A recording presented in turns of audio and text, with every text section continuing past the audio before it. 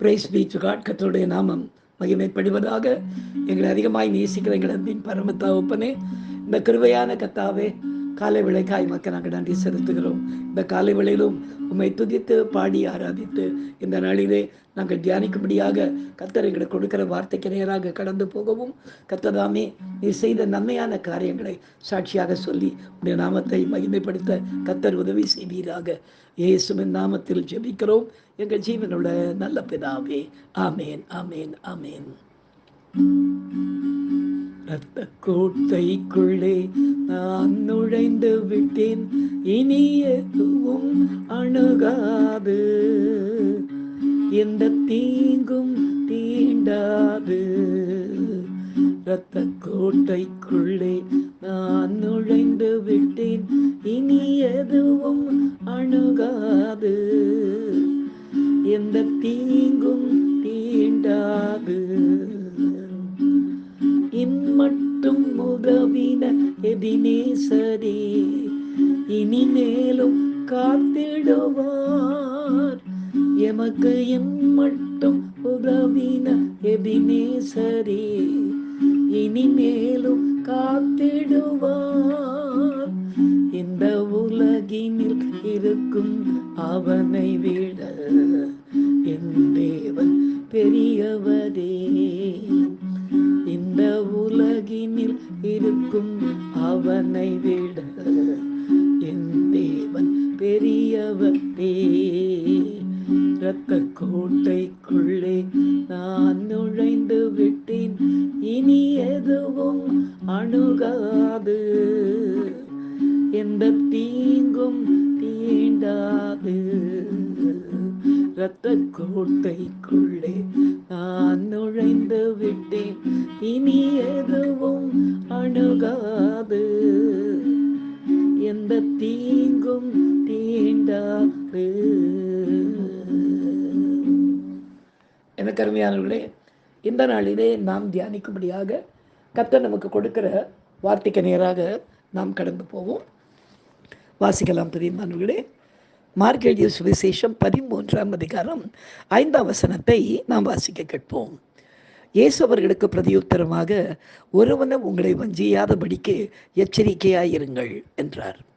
பிரியமானவர்களே, கர்த்தராகிய இயேசு கிறிஸ்து மனுஷகுமாரனாக பூமிக்கு வந்து ஊழியத்தை செய்து கொண்டிருந்த நாட்களில் இந்த வார்த்தையை பேசியிருக்கிறார் என்றால், அப்பொழுதே வஞ்சிக்கிற அநேக காரியங்கள் பூமியிலே இருந்தது என்பதை நாம் தெளிவாக புரிந்து கொள்ள முடிகிறது. அப்படித்தானே?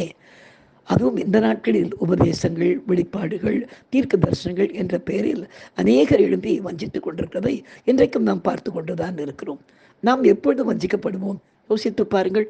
ஏதாவது ஒரு காரியத்தில் நாம் ஈர்க்கப்பட்டு அதன் மூலமாக நாம் பலவீனப்படும் போதும், நம்மை நாம் தேவையில்லாமல் உயர்த்தி கொள்ள விரும்பும் போதும் மாத்திரமே நாம் வஞ்சிக்கப்படுவோம். வேதத்திலே ஆதாமும் ஏவாளும் எப்படி வஞ்சிக்கப்படுகிறார்கள் என்பதை நாம் அறிந்திருக்கிறோம்.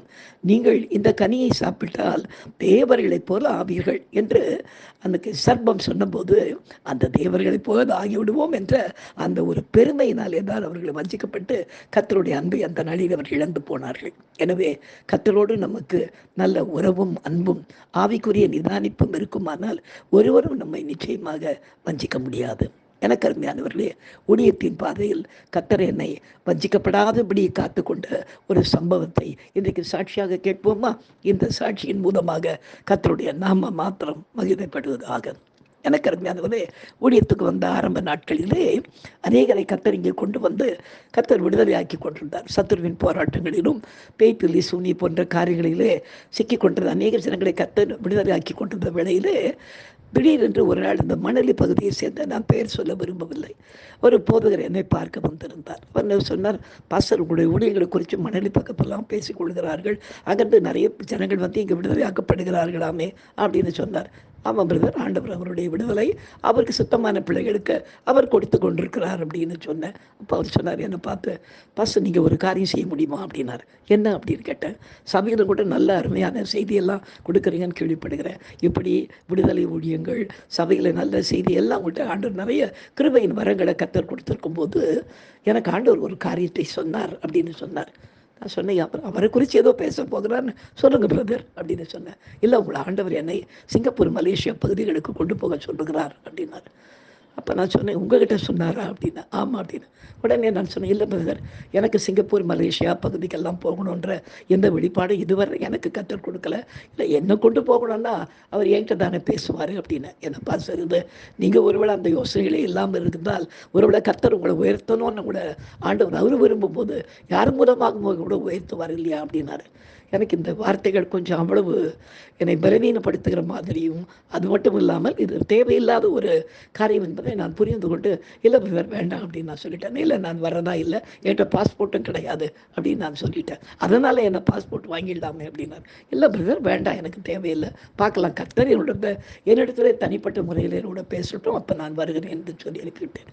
பிற்பாடு ஒவ்வொரு மாதம் ஒரு என்னை பார்க்க வரும்போதெல்லாம் வந்து, பாஸ்டர் நீங்கள் நாட்களை வேஸ்ட் பண்ணிக்கிட்டு இருக்கீங்க, கர்த்தர் உங்களை எடுத்து ரொம்ப உபயோகப்படுத்தணும்னு விரும்புகிற இந்த விலையில் நீங்கள் இப்படி மெத்தனமாக இருந்தீங்கன்னா நாளைக்கு பின்னால் நீங்கள் வருத்தப்பட வேண்டியிருக்கும்னு சொல்லி என்னை கொஞ்சம் ஒரு மாதிரி என்னை கலக்கத்துக்குள்ளே உள்ளாக்கினார். ஆனாலும் எனக்குள்ளே இருக்கிற ஆவியானவர் அதற்கு இடம் கொடுக்காம என்னை நடத்தி கொண்டே இருந்தார். நான் சொன்னேன், இல்லை பிரதர் நான் வரவே இல்லைன்னு. கிட்டத்தட்ட ஒரு 6 மாதங்கள் இப்படி வந்து போன பிற்பாடு நான் சொல்லிவிட்டு அவர்கிட்ட, தயவு செய்து என்னை வந்து பார்க்க வரும்போது இந்த ஒரு காரியத்தை சொல்லி என்னை நீங்கள் பலவீனப்படுத்தணும்னு நினைக்காதீங்க, நான் வேண்டாம், நான் அதுக்கெல்லாம் என்னை விட்டு கொடுக்குறதா இல்லை, நான் வரலை, எனக்கு வெளிப்பாடு இல்லை என்று நான் சொல்லிவிட்டேன். இப்படியே காலங்கள் கடந்து போனது. திடீர்னு ஒரு நாள் இன்னொரு பாஸ்டர் அந்த மனையிலிருந்து ஒருத்தர் இந்த பார்க்க வந்திருந்தார். என்ன பிரதர் அப்படின்னு கேட்டேன். ஐயா உங்களுக்கு இந்த பாஸ்டரை தெரியுமா அப்படின்னாரு. அவர் இங்கே வருவாரே ஒரு 6 மாதத்துக்கு முன்னால், அதுக்கு முன்னால் அடிக்கடி வந்து கொண்டிருந்தார். ஏன் பிரதர் என்ன அப்படின்னு கேட்டேன். அவர் சொன்னார், ஐயா அவர் கூட இருந்த ஒரு 3-4 பேர் மொத்தமாக சேர்த்து சென்ட்ரல் ஜெயிலில் போட்டாங்க அப்படின்னாரு. சென்ட்ரல் ஜெயிலியா, எதுக்கு என்ன பிரதர் அப்படின்னு. இல்லை உங்கள்கிட்ட வந்து என்ன சொன்னார் அப்படின்னாரு. நீங்கள் சிங்கப்பூர் மலேசியாவுக்கு உங்களை கர்த்தர் கூட்டிகிட்டு போக சொல்கிறாரு, என்ன வாங்க அப்படின்னு சொன்னார்.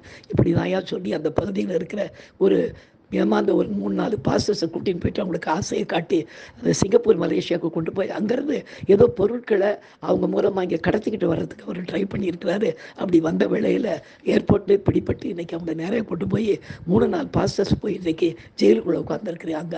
அதனால் உங்களுக்கு ஏதாவது விஷயம் தெரியுமான்னு தான் கேட்க வந்தேனாரு.